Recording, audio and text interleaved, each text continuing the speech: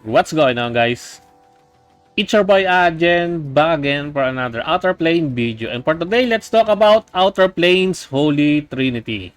Yes, there is a Holy Trinity in Outerplane, and you are seeing them on my home screen here in my background. These three are the Holy Trinity in Outerplane, in my honest opinion. All of these three are top tier, especially when they are on a team. They are inseparable in my honest opinion because you will be using them a lot in a lot of different game modes in the game. Especially PvE and also even PvP, all of them are really good at what they can do. In my honest opinion, these three characters in a team are really hard to replace by. You cannot find some replacement for them as of now because the game is still very early. And there haven't been any new characters introduced into the game yet. And so far, they are really good at what they can do.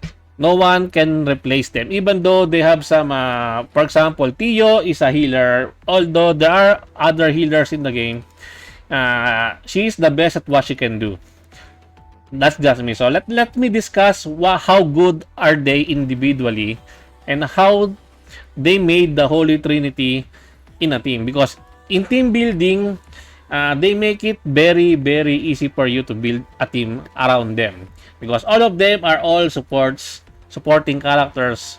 The DPS, your main carry, is just interchangeable. You can replace any DPS you want depending on the content that you are trying to tackle. You can put in Noah there as your hyper carry, or you can even put Francesca. Put whatever DPS you want, but these three support characters are somewhat irreplaceable. So let us talk first about Valentine. I've already made a video about Valentine, reviewing Valentine and why she is top tier. No one can do what she does. She buffs your team's critical rate and critical hit damage by 50%. And that alone is pretty bonkers. This one, the lucky or die. I have not fully maxed this one out yet because I really lack skill books. Skill books are really hard to come by in this game. So be careful with your skill books. But yeah, critical hit chance and critical hit damage buff is really powerful in the game right now. It makes your character's gearing really easy. You don't need to gear a character with high amount of critical hit chance. And also, gearing is one of the hardest thing in Outerplane because gear drop sucks. Gold consumption is really high. And the gold resources is very low. That is why having Valentine in your team makes your characters hit really strong with very low investment with equipments with regards to gears. And not only her S2 is her bread and butter, her S3 is also an AoE attack that reduces the target's priority by 25%. This means priority is the common terminology in Epic 7, which is the combat readiness. So she pushes back the enemy's combat readiness, making your teammates take their action first before your enemy. This one is really powerful in PvP, but this one is it's very powerful in PvP, and in PvP it's all about speed. And Valentine has a really high base speed stat. I think she is the fastest character in the game right now. My speed is only at 210, mainly because I'm not really gearing her with a good gear, because I've been testing out a lot of different characters because I'm gonna be maining global server when it launched. For me, C server is just like a testing ground. So I've been testing a lot of characters, and I've already tested out Valentine's a lot of times, both in PB and PvP, and I don't know how people clear the content without Valentine. Valentine is really nice to have. She excels in both PvE and PvP, hunts, labyrinths, name it, tower. Valentine will always be present in those team builds that you will find. Next up on the Holy Trinity is Tio. Tio is a free character that you can get on your day 2 login rewards. And also, she is a 2-star character, so she is very easily accessible. You can also farm her shards in the shard farming, but what makes Tio a really good character? Her S2 and S3 are really top tier in my honest opinion, especially the S2.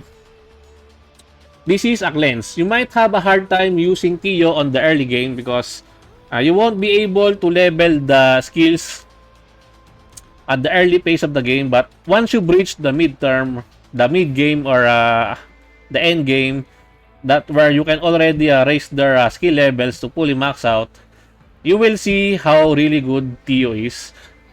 In my honest opinion, she is better than Siren, the 3-star healer available in the game right now. This one is an AoE cleanse, so once you've gotten hit by the enemy's debuff, she will cleanse those debuffs and also do some AoE heal. This one is really powerful also in certain type of boss stages where the boss will debuff you and then do some massive AoE attack. But Tia can mitigate those by removing those debuffs and also healing your team, making you have more survivability. Her S3 is also a heal, and this one is has a really low cooldown at fully max out. You need to fully max this one out to reduce the skill cooldown, because if this one is not fully maxed out, it has a very long cooldown of 4 turns. But once you fully max this one out, this one is becomes a 2-turn cooldown, and if you use the burst effect, you will be able to reduce it furthermore into only 1-turn cooldown, which is you can spam this one, not really spam turn by turn, but every other turn this one will be available to you. This one is really powerful, especially when you want to clear hunts. I've been using Tio in hunts. You've seen her in most of my showcases on clearing those higher stages hunts. So yeah, Tio is really good, really top tier, and she is free. Everyone can get her for the day 2 login rewards. And lastly, about that makes up the Holy Trinity is Dali. Yeah, the big booba Dali, the very thick Dali. She is the last part of the Holy Trinity in my honest opinion. Why is she that good? She is just the debuff queen, the crowd control queen in my honest opinion. Her crowd control ability is really top tier. As you can see, my S2 is fully maxed out because this one is really damn powerful, especially in PvE. Also in PvP, this one is really powerful. As you can see, still drowsy. Has a 100% chance to reduce all enemy speed and accuracy for 3 turns. Reducing the enemy speed makes you take more turn than the enemy. That is why this one is very powerful, especially on boss fights, on boss battles. This one is top tier, and this one has a very low cooldown, and also once you fully max this one out, it can last for 3 turns. The skill will be already available before that the debuff, and so this one is a very spammable debuff ability from Dali, and also her S3 is a silence debuff, an AoE attack that deals silence to the enemy. This one is really powerful in PvP because if you can deal some AoE damage on the enemy and also silence them, they won't be able to use their ability, especially their skill tree, which is usually the cleave attack on your enemy. But if you're fighting an enemy Nova, then this one is useless because Nova's powerful attack is a single target, and once Nova hits a critical hit on you, it's just game over because Nova will just follow it up with an AoE attack. So yeah, avoid fighting Nova, but I don't think it's possible because Nova is everywhere in Arena, especially in the higher ranks. So yeah, this one is really good. Debuff Queen, Dali, and I don't think there are any other characters that can do what she can do. That is why she is irreplaceable in the Holy Trinity. Same with Valentine, same with Tio. You can argue that you can replace Tio with any other healer, but the ability of Tio is really top tier in my honest opinion. That's why I crown them the Holy Trinity in this game.